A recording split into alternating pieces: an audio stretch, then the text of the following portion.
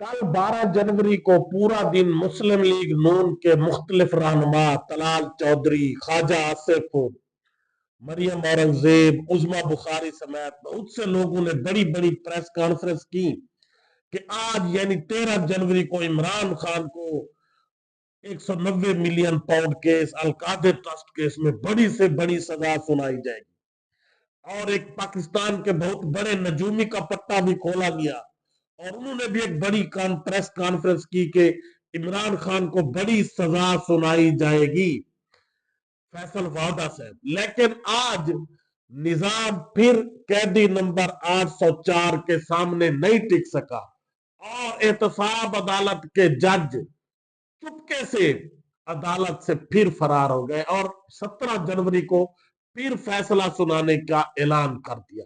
मजीद क्या है उसकी डिटेल भी मैं आपको बताता हूं। एक अदालत के अंदर, सुप्रीम कोर्ट के अंदर एक अलग बेंच नहीं बन सकता, अदालत से उसका दायरा इख्तियार नहीं छीना जा सकता। मामला आइन की तशरीह का है। मौजूदा निजाम के तहत इस बेंच को यह इख्तियार ही हासिल नहीं है कि वो आइन की तशरीह कर सके। सीनियर ज्यूरी जज जस्टिस मंसूर अली शाह के बड़े रिमार्क्स। मजीद क्या कहा इन दोनों की डिटेल से पहले आपसे गुजारिश है कि मेरे चैनल को सब्सक्राइब करें, लाइक करें, शुक्रिया। जेल में बैठा कैदी नंबर 804 इस पूरे निजाम के असाब पर शिकार है, सवार है और इस पूरे निजाम को एक टेंशन में डाला हुआ है। इनको अब समझ नहीं आती कि करे तो करे क्या। अब ये जो 190 मिलियन पाउंड केस है, असल में ये अलकायदा ट्रस्ट केस है, लेकिन 190 मिलियन का बार बार कहकर ये जहर करने की कोशिश की जाती है कि शायद इमरान खान 190 मिलियन पाउंड जो है वो खा चुका है, करप्शन कर चुका है, इसीलिए ये केस चलाया जा रहा है। हालांकि वो 190 मिलियन पाउंड जो है वो सुप्रीम कोर्ट के पास पड़े थे, पड़े हैं और पड़े हैं, पड़े रहेंगे। अगर जब हुकूमत चाहे वो सुप्रीम कोर्ट से ले सकती है। उस 190 मिलियन पाउंड में से इमरान खान ने एक ढेला भी नहीं दिया, लेकिन उसको बार बार 190 मिलियन पाउंड केस कहकर ये जहर करने की कोशिश की जाती है कि शायद इमरान खान ने इसमें कोई बहुत बड़ा जो किकबैक्स लिया है, करप्शन किया है या पैसा खाया है। अब उसमें ये एक बड़ा मुहिम्मा बना हुआ है कि कब इसका फैसला सुनाया जाएगा। 23 दिसंबर को सुनाया जाना था, नहीं सुनाया गया। 6 जनवरी को सुनाया जाना था, नहीं सुनाया गया। 13 जनवरी यानी आज सुनाया जाना था, लेकिन नहीं सुनाया गया। और इस 13 जनवरी से पहले कल 12 जनवरी को पूरा दिन पीएमएलएन की बड़ी बड़ी बड़े बड़े जो लीडर्स थे उन्होंने बड़ी बड़ी प्रेस कॉन्फ्रेंस की और बड़ी बड़ी पेशगोइयां की। उनमें से ख्वाजा आसिफ साहब, तलाल चौधरी सरे फरिश्त थे और उन्होंने अपने तौर पर ये बड़े बड़े सहाफियों ने भी पेशगोइयां की कि आज 13 जनवरी को इमरान खान को बहुत बड़ी सजा सुना दी जाएगी 190 मिलियन पाउंड केस।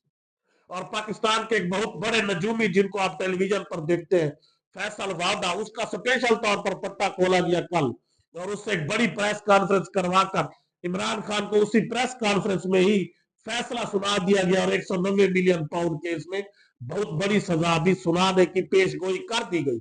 और वैसे तो फैसल वादा साहब ने कल कल फैसला ही सुना दिया था कि आज 13 जनवरी को इमरान खान को ये सजा सुनाई जाएगी।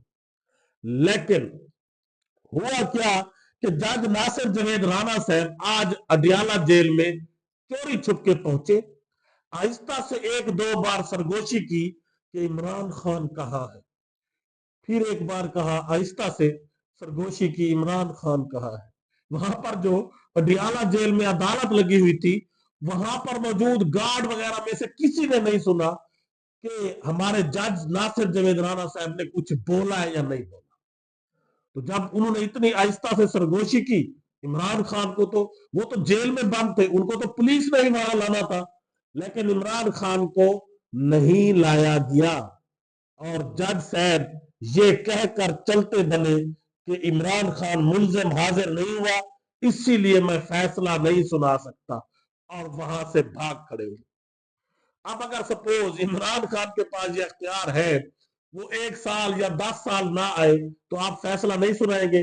जज नासिर जवेद राणा साहब को शायद पता नहीं था, वो शायद ना समझ है कि अदालत का टाइम 4 बजे तक है और आप 11 बजे खामोशी से वहां से भाग रहे हैं। हालांकि आप ये कहते, सुप्रीडेंट अडियाला जेल को बुलाते कि इमरान खान को मेरे सामने पेश करो। उन्होंने इमरान खान को पेश करना था। इमरान खान तो अंडर कस्टडी है, वो खुद तो उन्होंने आना नहीं था। अब जज साहब भाग गए कि मैं जी 17 जनवरी को दोबारा फैसला सुनाऊंगा। और ये एहतसाब अदालतें निजाम इंसाफ में पाकिस्तान का नाम इतना रोशन कर रही है कि अब दुनिया भी हैरान है कि अगर हमने इंसाफ फराहम करने वाले जज को नोबेल प्राइज देना हो कि दुनिया में सबसे ज्यादा इंसाफ फराहम करने में पहला नंबर किस जज का है, उसको हम नोबेल प्राइज दें, तो उसमें पाकिस्तान के ही जज आते हैं। शाहरुख अर्जमंद आते हैं, हुमायूं दिलावर साहब आते हैं और नासिर जवेद राना साहब। इन तीनों का कंपटीशन है कि अब वो नोबेल प्राइज देने वाले भी हैरान है कि हम अब इन तीनों में से किसको सबसे तेज, सबसे इंसाफ पर मबनी फैसला सुनाने का नोबेल प्राइज दे। और अब वो इसी कश्मकश में है कि अब नोबेल प्राइज इन तीनों में से किसको दिया जाए। मुकाबला इन तीनों का बड़ा सख्त है। आप देखते हैं कि नोबेल प्राइज देने वाली टीम इन तीनों में से कैसे फर्क करती है कि इनमें से किसको जो है नोबेल प्राइज दिया जाए। और वैसे पाकिस्तान का निजाम तो इन तीनों के लिए बड़े बड़े इंतजाम करने की कोशिश में लगा हुआ है कि इन तीनों जजेस ने मुल्क का नाम रोशन किया है, मुल्क को तेज तरीन इंसाफ फराहमी में नाम रोशन किया है और पूरी दुनिया में पाकिस्तान का नाम रोशन किया है। लिहाजा इनको हाई कोर्ट में भेजा जाए और सुप्रीम कोर्ट में भेजा जाए और शायद फिर इनके लिए कोई बहुत बड़ा हिलाल इम्तियाज या निशान हैदर वगैरह का इंतजाम भी किया जाए, क्योंकि जिस ईमानदारी से और इंसाफ पर मबनी और तेज तरीन ये तीनों जज फैसले सुना रहे हैं, तो दुनिया भी हैरान है और पाकिस्तान के लोग भी हैरान है कि इन तीनों जजेस को रिवार्ड में क्या दिया जाना चाहिए।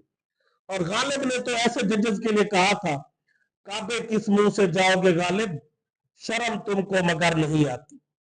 उसके बाद आज सीनियर ज्यूरी जज जस्टिस मंसूर अली शाह ने आर्टिकल 198 के जरिए अदालत से जो दायरा अख्तियार छीना गया है उस पर बड़े सवालात उठा दिए। जस्टिस मंसूर अली शाह ने कहा कि पहले यह देखना है कि इस अदालत से दायरा अख्तियार वापस लिया जा सकता है या नहीं। मामला आइन की तशरीह का है, मौजूदा निजाम के तहत इस बेंच को यह अख्तियार भी हासिल नहीं है। ये अदलिया की आजादी का सवाल है। अदालत के अंदर एक अलग बेंच कैसे बनाया जा सकता है? कस्टम एक्ट के सेक्शन 221 ए की झैली शिक्स 2 की एनी हैसियत के केस की समाप्त के दौरान जस्टिस मंसूर अली शाह ने यह रिमार्क्स दिए कि एक अदालत के अंदर एक अलग से बेंच कैसे बनाया जा सकता है और उस बेंच को ही तमाम इख्तियार दे दिए जाए। और जो 26वीं आईनी तरमीम का केस है उसमें फिर इस बेंच को वो कैसे दिया जा सकता है? वो तो एक फुल कोर्ट ही उसको सुन सकती है, ये बेंच कैसे सुन सकता है? और उसके बाद जो चीफ जस्टिस हमारे हैं, चीफ जस्टिस साहब ने भी कहा कि जी मुझे तो इतना जल्दी चीफ जस्टिस बनाया गया कि मैं तो अपनी हल्ला बर्दारी का सूट भी नहीं सिलवा सका और जजेस को ब्रैकेट नहीं किया जा सकता और सुप्रीम कोर्ट एक टाइटैनिक है। ये कहना था हमारे चीफ जस्टिस सुप्रीम कोर्ट, जिनको बड़ी जल्दी में अचानक से उनका कुरा निकाला गया और उनको इस मनसब पर बिठाया गया। और वो कहते हैं कि जी सुप्रीम कोर्ट एक टाइटैनिक है और हम तो ये सुनते हैं कि टाइटैनिक तो काफी अरसे से डूब चुका है। तो ये 26वीं आईनी तरमीम के बाद जिस तरह टाइटैनिक डूब चुका है और उसका मलबा भी अब नहीं मिल रहा, तो शायद 26वीं आईनी तरमीम के बाद चीफ जस्टिस साहब आपका सुप्रीम कोर्ट का जो टाइटैनिक है वो डूब चुका है, आप उसको मान नहीं रहे, आप अभी इसको समझ नहीं रहे, या आपको चूंकि चीफ जस्टिस बना दिया गया है आपको इसका इदराक ही नहीं हो रहा कि पाकिस्तान के निजाम इंसाफ के ऊपर कितना बड़ा कदगन लगाया गया है और एक सुप्रीम कोर्ट को दफन कर दिया गया है। आप कह रहे हैं कि जी सुप्रीम कोर्ट एक बहुत बड़ा टाइटैनिक है और वो टाइटैनिक डूब चुका है, लोगों को इंसाफ की फराहमी 0% मिल रही है, लोग अदालतों के धक्के खा रहे हैं और आपके जज जो है वो अदालत से भाग रहे हैं। जज अदालत से भाग रहे हैं। चीफ जस्टिस साहब आपके जज फैसला महफूज कर करके 10 बार ये कह चुके हैं कि मैं अब सुनाऊंगा, अब सुनाऊंगा, अब सुनाऊंगा, अदालत के बाहर आकर फिर वापस भाग जाते हैं। तो ये आपके जो सुप्रीम कोर्ट है या इंसाफ की फरहमी आप कहते हैं, उसका टाइटैनिक डूब चुका है, लेकिन आपको समझ नहीं आ रही। पाकिस्तान के बच्चे बच्चे को पता है, एक आम रेडी वाले को पता है कि पाकिस्तान के अंदर जो निजाम इंसाफ है वो खत्म हो चुका है। पाकिस्तान की जो कोर्ट्स है, उनका ये जो आप टाइटैनिक उनको नाम दे रहे हैं सुप्रीम कोर्ट को, वो कब से डूब चुका है। उसका जनाजा भी पढ़ा जा चुका है 26वीं यानी तरमीम के बाद, लेकिन अभी तक शायद आपको पता नहीं है। खुदारा खुदारा होश के नाखन ले, इससे पहले कि फिर देर हो जाए और किसी को भी ये निजाम फिर इतना बिगड़ जाए कि किसी के हाथ में ना आए। अल्लाह हाफिज।